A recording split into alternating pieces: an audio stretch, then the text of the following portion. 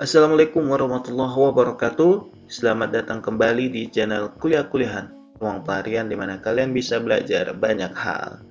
Selamat datang kepada pendatang dan penonton setia ke channel Kuliah-Kuliahan. Di pertemuan kali ini kita akan membahas siklus akuntansi di segmen pengantar akuntansi. Nah, kira-kira seperti apa penjelasannya? Mari kita simak bersama-sama.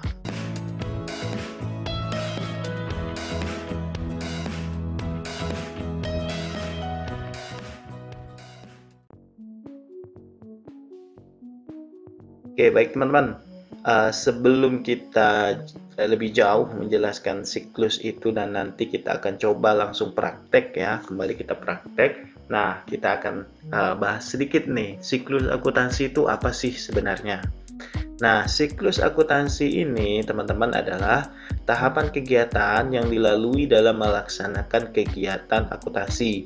Proses tersebut berjalan terus-menerus dan berulang kembali sehingga merupakan suatu siklus yang dari awal sampai dengan selesai. Jadi, kalau singkatnya bisa kita sampaikan bahwa atau bisa kita simpulkan, siklus akuntansi ini rangkaian kegiatan yang mana di mana rangkaian itu seperti tidak ada akhir. Nah, jadi terus-menerus berulang saja. Nah, namun produk akhirnya sih dari siklus akuntansi ini tidak lain adalah laporan keuangan yang 5 itu ya teman-temannya. Ada 5 jenis laporan keuangan. Nah, nanti kita akan bahas apa saja dia. Nah, di proses akuntansi ini, siklus akuntansi ini diawali dengan selain kita mengidentifikasi dari setiap kejadian atau setiap transaksi, nah kita juga akan mulai dari proses penjurnalan. Nah, penjurnalan itu apa? Penjurnalan itu adalah catatan yang secara sistematis dan kronologis dari transaksi-transaksi keuangan dengan menyebutkan rekening apakah dia akan didebit atau dikredit disertai dengan jumlah masing-masing dan referensinya.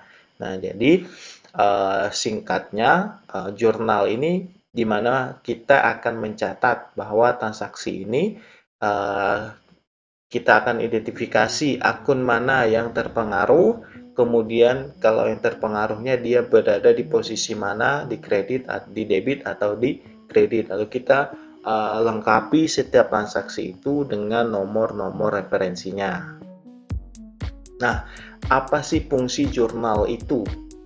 Kenapa dia menjadi proses yang sangat penting dalam akuntansi ini? Nah, ada 3 teman-teman minimal fungsi dari jurnal ini. Yang pertama adalah fungsi analisis.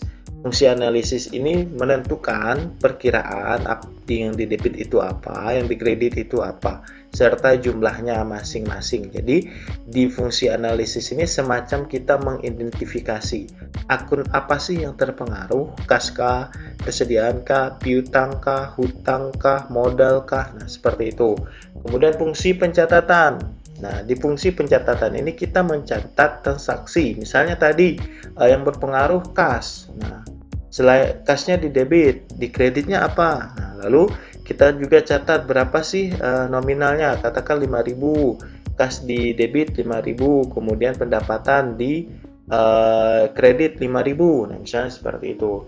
Selanjutnya adalah fungsi historis. Nah, fungsi historis itu mencatat aktivitas perusahaan secara kronologis. Jadi dengan menjurnal kita tahu nih teman-teman, transaksi apa sih yang terjadi pada perusahaan. Katakan misalnya di bulan Juni tanggal 8. Nah, kita pengen tahu di bulan Juni tanggal 8 transaksi apa yang ada, kita tinggal lihat penjurnal dari pencatatan laporan keuangannya. Semuanya jelas. Misalnya, oh di tanggal 8 itu ada piutang senilai 100.000 misalnya. Ke siapa dia piutangnya? Oh, ternyata di karyawan. Untuk kebutuhan apa? Oh, misalnya untuk kebutuhan mendesak. Nah, di situ lengkap teman-teman.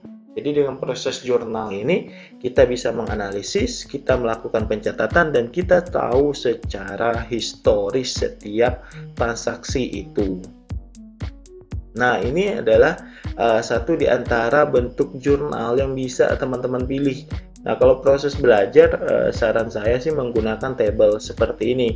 Nanti kalau teman-teman sudah mahir, kita bisa menggunakan bentuk T yang lebih ringkas. Nah, di sini kalau teman-teman lihat, uh,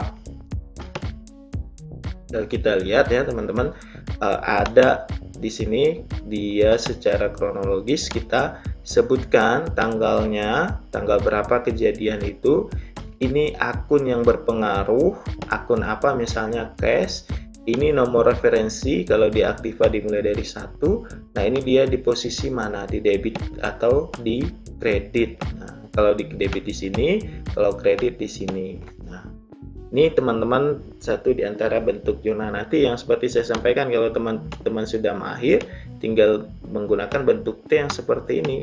Nah, ini lebih sederhana dan lebih simple. Tapi dalam posisi belajar, lebih baik kita menggunakan dalam bentuk table saja. Lebih mudah untuk dipahami. Nah, ini contoh ya teman-teman. Misalnya nih di tanggal 1 Januari, Tuan Raka menyetor uang ke PT Aji sebesar 500 juta sebagai setoran modal. Oke. Nah, kita coba analisis nih. Yang berpengaruh kira-kira apa? Yang berpengaruh yang pertama adalah kas bertambah 500 juta. Nih, karena terjadi proses menyetorkan uang. Nih. Selain kas yang bertambah juga adalah modal. Kalau yang ini di posisi debit, nah sedangkan modalnya di posisi kredit. Oke, nah ini matching konsep ya teman-teman. Matching konsep itu sederhananya ada yang di debit, ada yang di kredit. Nah, ketika kita menyetorkan uang sebesar 500 juta, maka ada dua akun yang akan terpengaruh. Satu kas, yang kedua modal. Nah, jadi kas bertambah di sisi debit 500 juta dan modal senilai di posisi kredit 500 juta. Ini sama berdasarkan prinsip persamaan dasar akuntansi ya teman-teman.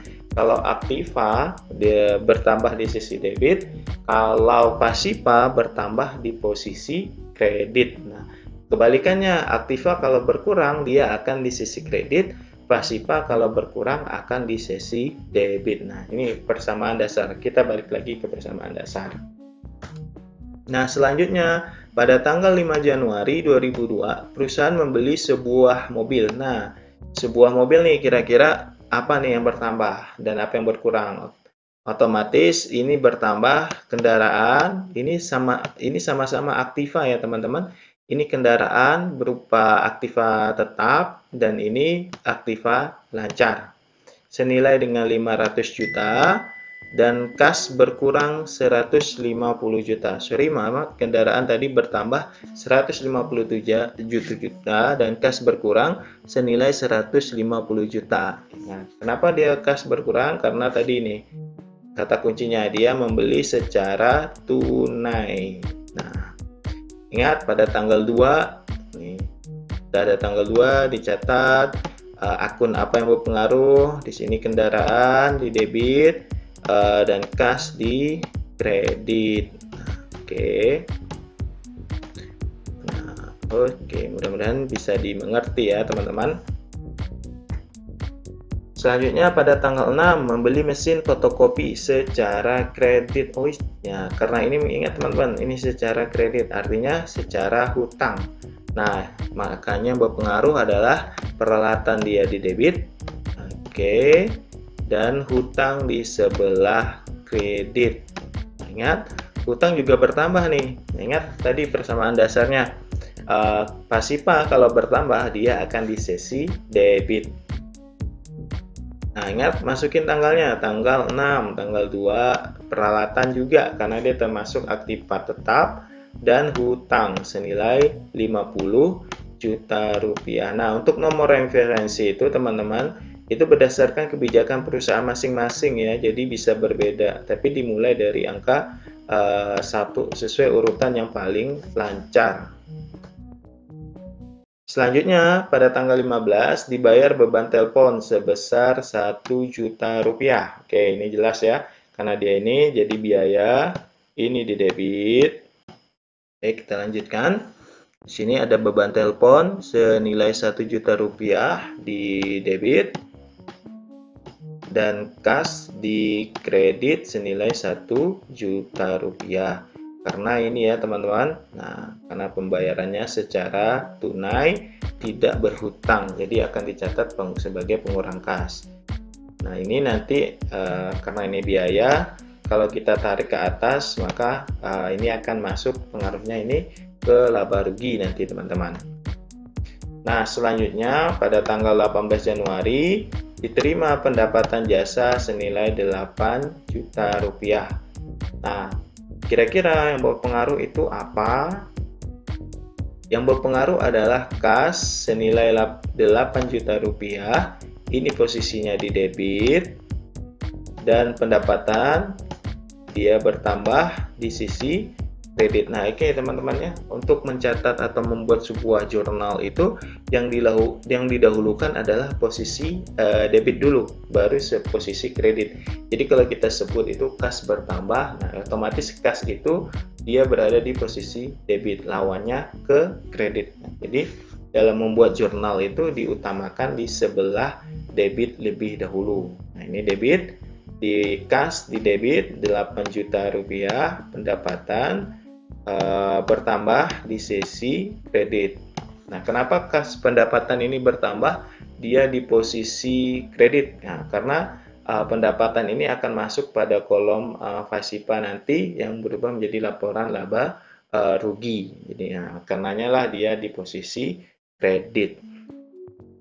Ya, kata tidak mesti ya teman-teman, debit itu dia mesti dia bertambah dia akan di debit, atau kalau dia berkurang pasti dia akan di kredit, enggak. Nah beda-beda perlakuannya sesuai dengan persamaan dasar akuntansi.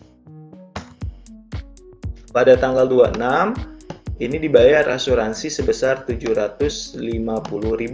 Nah, otomatis ini biaya asuransi ini di debit 750.000, kas berkurang itu di posisi kredit senilai 750.000 rupiah. Oke, kalau kita lihat dimasukin ke sini di debit biaya asuransinya, dan kas karena terjadi pengeluaran, terjadi penurunan di sebelah kredit senilai dengan 750.000 rupiah. Nah ini yang ini contoh dari bentuk T ya teman-teman. Nah nanti kalau kita sudah ahli, sudah sama-sama sangat paham, untuk lebih mudah dan lebih cepat dalam proses pengerjaan, memang disarankan dalam bentuk T. Nah pada tanggal 21 Januari ini perusahaan telah menyelesaikan jasa fotokopi sebesar 5 juta, tetapi uangnya belum diterima. Otomatis ini akan muncul piutang. Nah, kenapa? Karena ada uang atau atas jasa yang belum kita terima. Otomatis piutangnya di debit. Loh Pak, kok piutang? Iya, karena kita belum terima, dan piutang ini termasuk dalam kategori aktiva. Jadi termasuk dalam harta lancar. Kemudian apalagi yang bertambah? Pendapatan. Bertambahnya di sisi kredit karena nanti akan dibayar, tapi nanti nih. Nah, lihat piutangnya di debit, kita pindahkan dia di debit, dan pendapatan bertambah di sisi kredit. Nah, mudah-mudahan bisa dimengerti ya teman-teman ya. Oke. Demikian teman-teman penjelasan saya kali ini. Sampai bertemu di video-video saya selanjutnya. Mudah-mudahan penjelasan tadi bisa menjawab dari keingintahuan teman-teman semuanya. Jangan lupa like, komen, dan subscribe serta share agar yang lain bisa tahu.